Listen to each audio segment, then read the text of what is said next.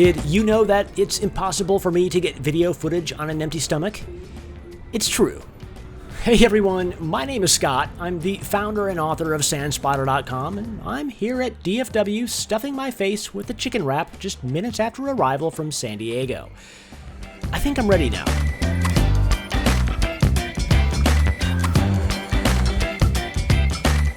First of all, I know a lot of you are still waiting to find out what happened on my flight from Madrid to London, but that's gonna have to wait until next week because today is a very special day.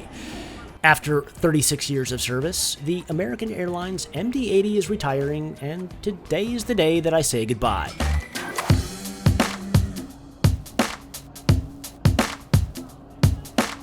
FYI, this video was filmed 7 days before the actual retirement, which is completely typical of the way I over-prepare for everything in life. Hey, there's no way I was gonna miss this one.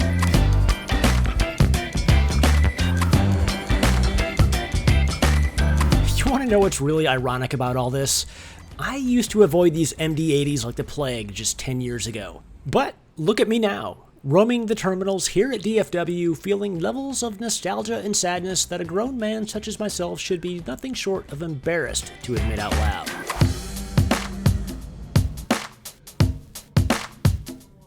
If you're curious, nobody here in the gate area seemed to be feeling as sad about the Super 80 retirement as I was. Does that mean I'm an emotional wreck? Maybe.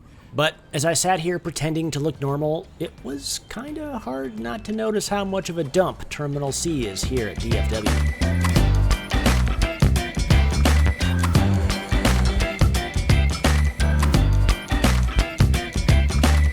The retirement of the American Airlines MD-80 means something different for everyone.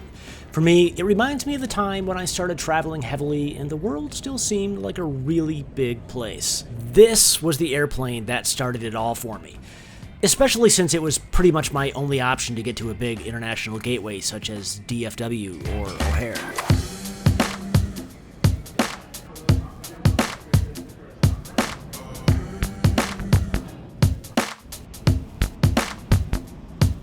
Okay, this isn't the official retirement flight, but this quick trip up to St. Louis and back is good enough for me.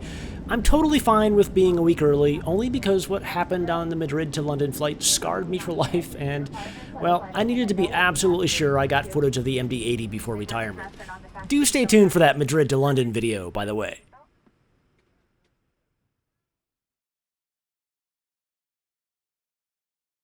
Welcome one last time to the American Airlines MD-83. Soak up as much as that beige plastic, faded blue fabric, and dull yellow lighting as you can because, well, this is it.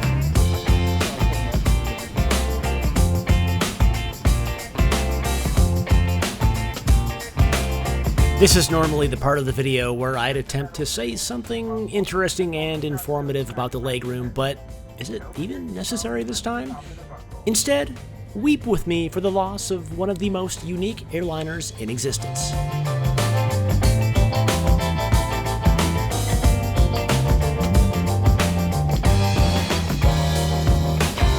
It may be smelly, dark, and somewhat cramped in here, but I'll take this over a cookie-cutter 737 or A3 whatever any day. Especially since there's an engine right outside the window that'll shake the fillings right out of your teeth. I mean, what fun is flying if there isn't risk of bodily harm?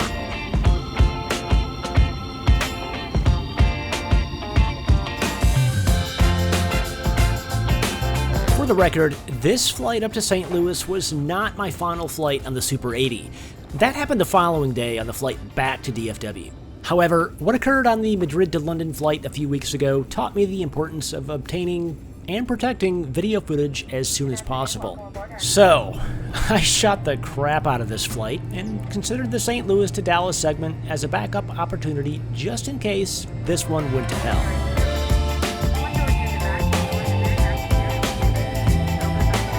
Normally, I'd be unable to resist making snarky comments about ceiling panels covered in stains, but not today. In fact, I'd be disappointed if I didn't see remnants of what looked like the gloppy fingerprints of a parent of a newborn who had been desperately feeling for the flight attendant call button during a diaper change gone wrong. This old McDonnell Douglas has got some stories to tell. I'm sure of it.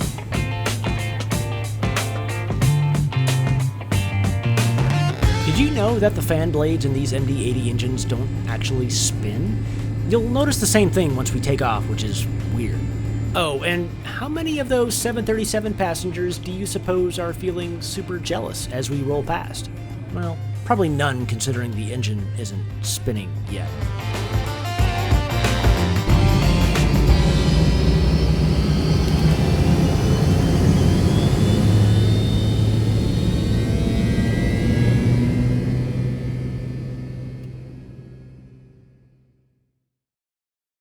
Hardcore aviation enthusiasts will no doubt approve of my decision to sit right next to the engine on this flight.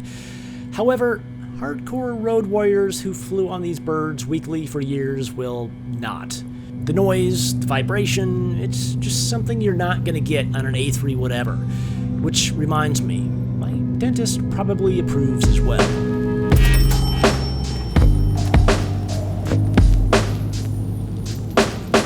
Not that it really matters, since these airplanes will be gone by the time this video goes live, but this is the view of the engine from seat 28F.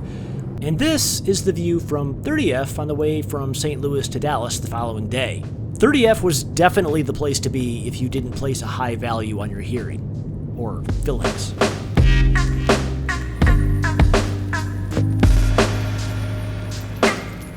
With the retirement of this aircraft only a week away, I was really hoping for the crew to do something, anything, to mark the special occasion. 25 minutes into the flight, I scrambled to record what I could of a brief announcement by the captain. This type will all be retired next Wednesday. This particular plane was built in 1999 and was originally delivered to TWA.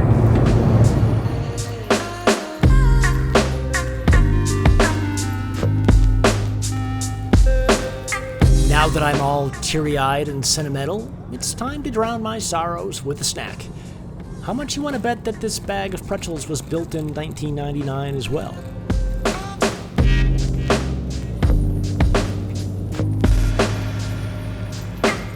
As I shoveled pretzels into my pretzel hole, it was fun to think that this was very likely the exact same snack that I had on my first ever American Airlines Super 80 flight way back in October '99. QFS Aviation probably had a Coke and peanuts on his first Super 80 flight. I don't know, he just seems like that kind of guy.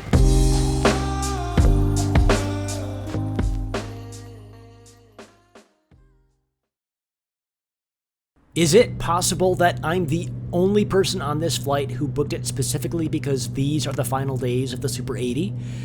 Judging by the amount of families and business travelers on board today, I'd say that there's a pretty good chance that I'm the biggest weirdo on board. By far. Not that it really matters anymore, but if anyone is curious what legroom is like with the seat in front of you fully reclined, here you go.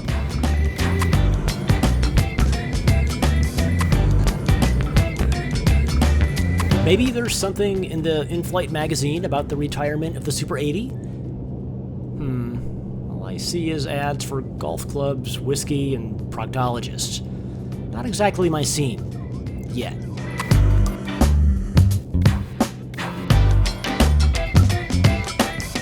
How perfect is this? A beautiful overview of St. Louis, looking fantastic as always in the low afternoon light. It was also quite possibly the only time that I've ever felt irritated by the engine placement of the MD-80.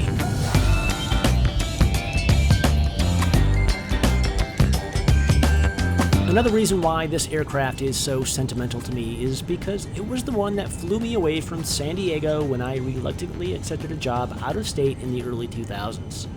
Taking that job was one of the biggest mistakes of my life, big enough that I still associate the MD-80 with it.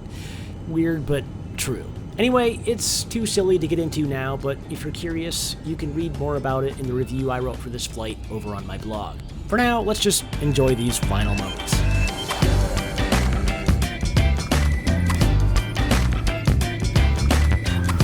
Who still wishes this was 1985?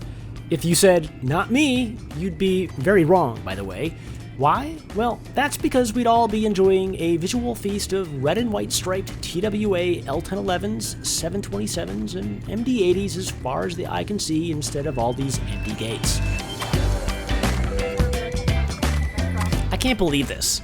Everyone seems to be in a real hurry to get off this plane, completely oblivious to the fact that... Okay, I know. I've already suspected myself as the biggest nerd on board, so pardon me while I savor this moment. Yeah, this is it. Alright, take care. Bye! Yeah, Bye, Super 80! Well, at least the flight attendant understood the significance of this. Come to think of it, she probably couldn't wait to be reassigned to an A3 whatever. Anyway, after 36 years of service, that's it for the American Airlines Super 80. Thanks for all the great memories, my friend. You will be missed. Speaking of good friends, I present to you the list of SANspotter patrons, a distinguished group of individuals who help to support this channel and the content I create. Especially to my upper tier members, Riley Wingo, John Spencer, QFS Aviation, Moment in the Sky, Erik Shoell, and Joshua Bedel. Thanks so much for watching, and I hope you'll be back next week to laugh and cry with me during a Madrid to London flight gone horribly wrong. Until then, fly safe, and I'll catch you, laughing and crying, in the next one.